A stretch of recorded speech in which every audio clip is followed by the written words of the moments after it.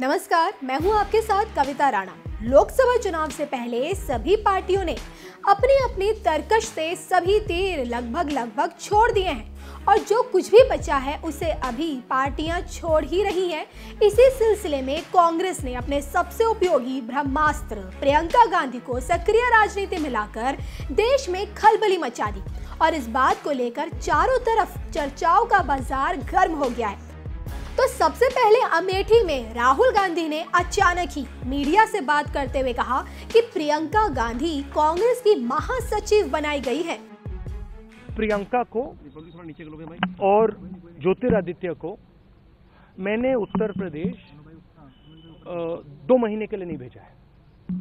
मैंने प्रियंका को और ज्योतिरादित्य को मिशन दिया है कि उत्तर प्रदेश में कांग्रेस पार्टी की जो सच्ची विचारधारा है, गरीबों की विचारधारा, कमजोर लोगों की विचारधारा, सबको लेकर आगे बढ़ने की, विकास की विचारधारा, उसके लिए लड़ना है। और मुझ में पूरा भरोसा है कि प्रियंका और ज्योतिरादित्य काम करेंगे, काम करेंगे और जो उत्तर प्रदेश को चाहिए, जो उत्तर प्रदेश के युवा को चाहिए, वो कांग्रेस पार्टी दे सकती है। मुझे काफी खुशी हो रही है कि मेरी बहन जो बहुत केपेबल, कर्मठ है, कि वो मेरे साथ अब काम करेगी। तो मुझे पर्सनल भी बहुत खुशी हो रही है। तो ये और ज्योतिरादित्य भी बहुत डायनामिक युवा नेता है। तो हम उत्तर प्रदेश की जनता को कहना चाहते हैं कि देखिए, और युवा को कहना चाहते हैं और किसान को कहना चाहते हैं कि देखिए, आपने अब बहुत समय टाइम जाया किया है। यहाँ पे आपने बीजेपी की सरकार बना रखी है, बर्बाद कर दिया उत्तर प्रदेश को, पूरा उत्तर प्रदेश जानता है। तो अब आप इनको हटाइए, हम आपको एक नया डायरेक्शन देंगे। राहुल गांधी का बयान देना ही था कि दिल्ली से लेकर मुंबई तक और मुंबई से लेकर चेन्नई तक सियासी हलकों में हड़कंप मच गया और सभी ने अपने अपने स्तर से इसकी समीक्षा की। बीजेपी के सहयोगी शिवसेना ने तारीफ की। ये भी कहा कि राहुल गांधी झूठे आश्वासन नहीं देते हैं। ये बयान क्या कहना चाहिए? अब तक तो नहीं दिया है, क्योंकि अभी वो सत्ता पे नहीं है। पहले तो आश्वासन बहुत देते हैं लोग, कश्मीर से कन्याकुमारी तक, महंगाई से भ्रष्टाचार तक, राम मंदिर से समान नागरिक कानून तक। लेकिन जब हम सत्ता पे आते हैं तो ये भूल जाते हैं। राहुल गांधी अब सत्ता पे नहीं है, तो अब उनका जो बोलना है, अब तक तो झूठ बात नहीं कही है, बाद में देख लेंगे। बात रही प्रियंका की। देखिए, प्रियंका की वो कांग्रेस पार्टी का मामला है। अपने पार्टी में किसको नेतृत्व देना है, किसको बढ़ावा देना है, किसको प्रचार में लाना है, तो कांग्रेस पार्टी का निर्णय है प्रियंका गांधी के बारे में। और जरूर मैं मानता हूं कि लोग इंतजार कर रहे थे प्रियंका कब राजनीति में आई, और उनको सही वक्त पर लाया है। और कांग्रेस के लिए ये ट्रम्प कार्ड है, कांग्रेस के लिए बोल रहा हूं मैं। लेकिन अब जनता कितना स्वीकार करती है वो जल्दी पता चलेगा।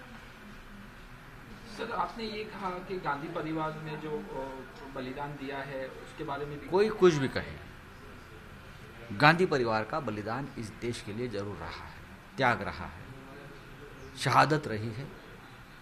पंडित नेहरू से लेकर राजीव गांधी तक, जो हमारे परिवार के या हमारे कुनबे के जो लोग देश के लिए काम करते वही शहीद होते, ऐसे नहीं। इस देश के लिए बहुत से लोगों ने across the party line, ideology, बलिदान और त्याग किया है, और उनका स्मरण करना और उनको रिस्पेक्ट देना, यही एक बड़े नेता की कामयाबी होती है। तो वहीं बीजेपी ने इसे परिवारवाद से जोड़ा और कहा कि पहले से ही उम्मीदें थी। प्रियंका गांधी कांग्रेस पार्टी की महामंत्री बनी हैं, शुभकामनाएं।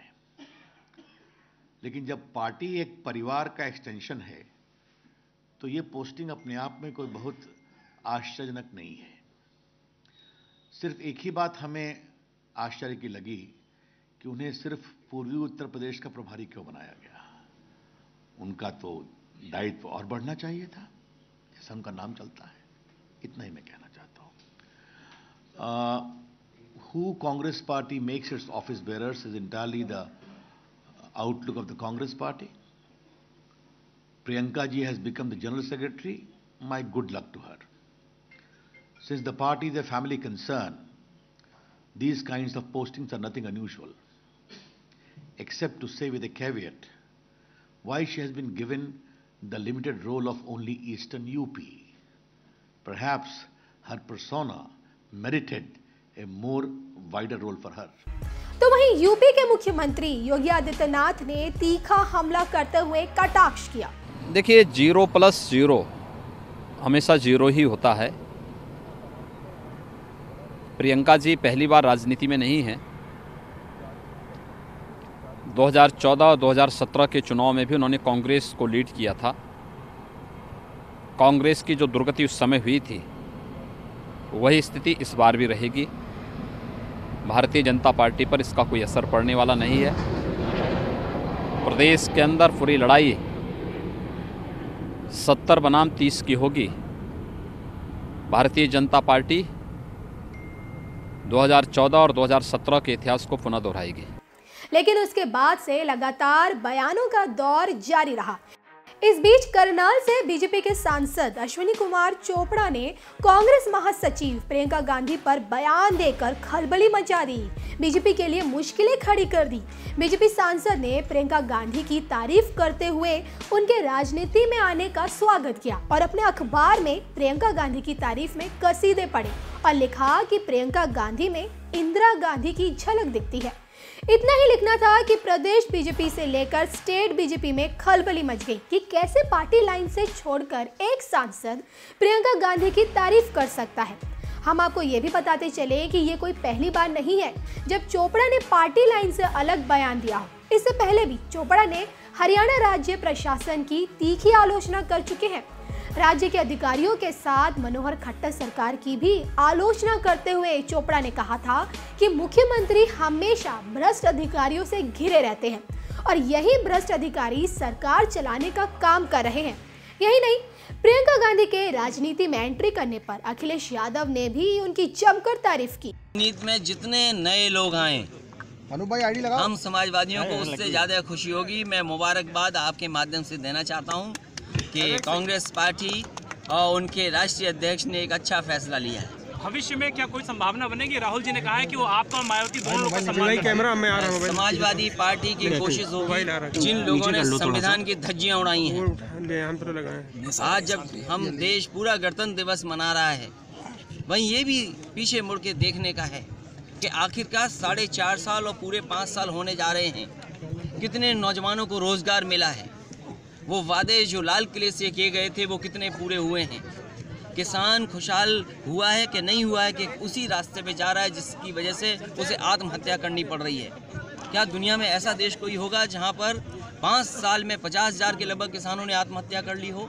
वहीं यूपी में सियासी समीकरण से घबराई बीजेपी प्रियंका गांधी के राजनीति में उतरने को हल्के में आंक रही है और हर जगह ये प्रचार कर रही है कि गठबंधन और कांग्रेस का मास्टर स्ट्रोक कुछ नहीं कर पाएगा, जबकि कई चैनलों के सर्वे में ये बात साफ हो चुकी है कि बीजेपी इस बार यूपी में मुंह की खाने वाली है। और ऊपर से तुर्रा ये है कि अपने ही सांसद अगर कांग्रेस और प्रियंका गांधी की तारीफ करेंगे तो जल्द लोकसभा चुनाव में जाने वाली पार्टी के कार्यकर्ताओं पर क्या असर पड़ेगा। लेकिन बयानों का दौर रुकने का नाम नहीं ले रहा है। अभी हाल ही में केंद्रीय परिवहन मंत्री नितिन गडकरी ने मुंबई में बिना नाम लिए पीएम मोदी पर निशाना साधा। सपने दिखाने वाले लोग, नेता लोगों को अच्छे लगते हैं, पर दिखाए हुए सपने अगर पूरे नहीं किए तो जनता उनकी पिटाई भी करती है। और मैं सपने दिखाने वाले में से नहीं हूँ ना। मुझे कोई पत्रकार नहीं पूछ सकता। मैं जो बोलता हूँ 100% डंके के चोट पर पूरा होता है। मुंबई वाले मेरे ऊपर इसलिए विश्वास रखते हैं कि मैं जब मंत्री था तो मैं कहता था, मैं यहीं का पीडब्ल्यूडी मिनिस्टर था और मैं कहता था 55 उड्डान पुल बनाएंगे, वर्ली बांद्रा सीलिंग प्रोजेक्ट बनाएंगे, मुंबई पुणे हाईवे बनाएंगे, तो लोग मुझे हंसते थे। और मैं बताता कि 2 घंटे में आप आओगे, तो लोग मजाक उड़ाते थे, ट्रेल लिखेंगे कि झूठ बोलता है। और आपको मालूम है तीनों काम हमने पूरे कर दिए और समय के पहले पूरे हुए। मैंने एक छोटा सा निर्णय किया था कि ब्रिज बनाने वाले जो लोग हैं, रोड बनाने वाले, जो 1 दिन पहले काम करेगा उसको 1 लाख रुपए अवार्ड मिलेगा और 1 दिन लेट करेगा उसको 1.5 लाख रुपए फाइन होगा। जिसको लेकर सियासी तूफान आ गया है। पार्टी और पार्टी के रणनीतिकार इस बात से चिंतित हैं कि अगर अश्विनी चोपड़ा जैसे बीजेपी सांसद ही विरोधियों की तारीफ करेंगे तो क्या होगा। बीजेपी पहले से ही यूपी में घट रही सीटों की भरपाई के लिए दूसरे राज्यों में हाथ पैर मार रही है। वहीं 2019 लोकसभा चुनाव में यूपी में जो सबसे ज्यादा सांसद बीजेपी को दिए थे, उसके एक सहयोगी ओम प्रकाश राजभर आए दिन सरकार और बीजेपी को धमकाते रहते हैं और गठबंधन तोड़ने की भी धमकी देते रहते हैं। यह देश गठबंधन के दौर से गुजर रहा है। देश में सरकार बनानी है तो गठबंधन करना है, प्रदेश में सरकार बनानी है तो गठबंधन करना है। तो ये सपा बसपा का जो गठबंधन हुआ है ये कोई नई बात नहीं है। जब जब चुनाव हुए हैं तब तब गठबंधन करके ही लोग चुनाव लड़ रहे हैं। हाँ, ये जरूर है कि 2 उत्तर प्रदेश में बड़ी ताकत है। ये 2 बड़ी ताकतें आज जो इकट्ठा हुई हैं, इसे घबराने की बात भी नहीं है।